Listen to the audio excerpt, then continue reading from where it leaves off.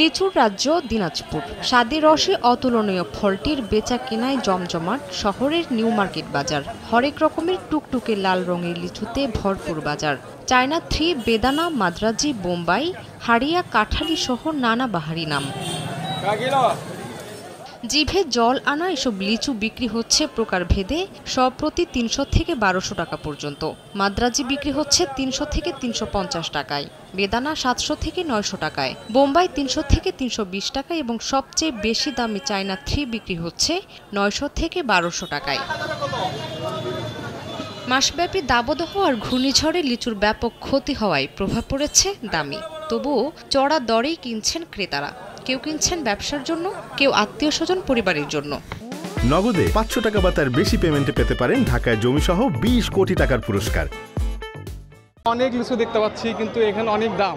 বেদানাটা আমরা দিচ্ছি ৬০০ থেকে ৭০০ টাকার মধ্যে, চায়না 3টা দিচ্ছি ৯০০ থেকে ১১০০ টাকার মধ্যে।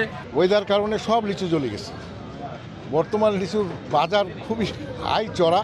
এবার দিনাজপুরে ৫,৭৮০ হেক্টর জমিতে লিচুর আবাদ হয়েছে। উৎপাদনের লক্ষ্যমাত্রা ৩৫,০০০ মেট্রিক টন।